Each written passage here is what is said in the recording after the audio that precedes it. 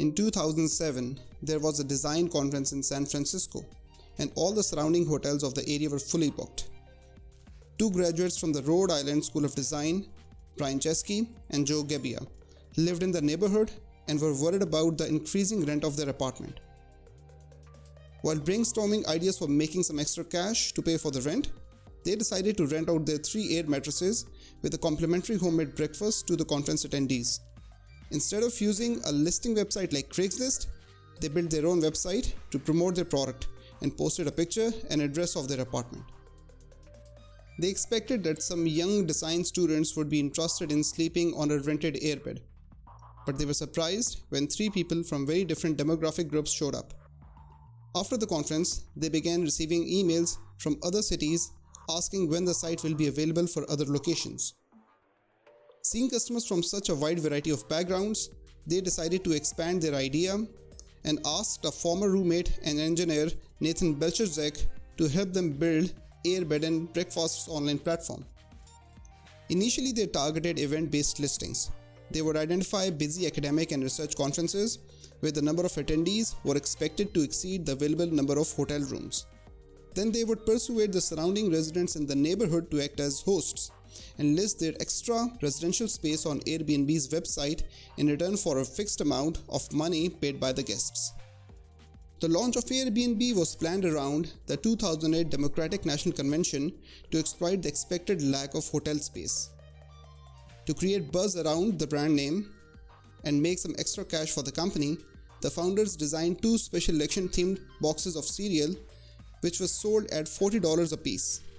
One box was labeled Obama O's for Barack Obama, and the other was labeled Cap'n McCain for Senator McCain. The campaign was a hit, and apart from generating a great deal of publicity and brand awareness for Airbnb, the company also made $30,000 in revenue, which it desperately needed at the time. After the launch, some customers demanded that Airbnb should offer general listings in addition to the usual event-based listings. The company responded quickly and allowed listings in perpetuity. Now hosts could rent their extra space on a regular basis without the constraint of an event in a nearby location. One major problem that Airbnb faced during the early days was the low quality photos of host properties. Most of the hosts used their phone cameras, which in those days were mostly of poor quality. Knowing that presentation and aesthetics appeal of a lodging space are important for consumers, the founders rented a high-definition camera for $5,000 and took high-resolution photographs of hosts' properties in San Francisco. The efforts paid off, and consumers quickly flocked to properties listed in San Francisco. They applied the same tactic to other cities by hiring freelance photographers for other cities.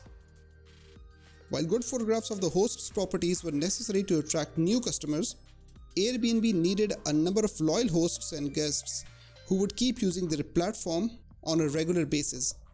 For this, Airbnb used social media to connect hosts and guests. They also organized reunions to connect people who had met through their platform. This tactic was highly successful. According to a report by a corporate research firm, it was this desire for community that was a critical driver behind Airbnb's success. Today, Airbnb has become a household name. In 2009, the company accounted for 19% of the US lodging market and had approximately 7 million accommodations listings globally. That's all for this week. Thank you for watching. Make sure to like and share the video if you enjoyed it, and subscribe if you haven't already. Leave your suggestions in the comments below. We'll meet next week with a new video. Until then, goodbye.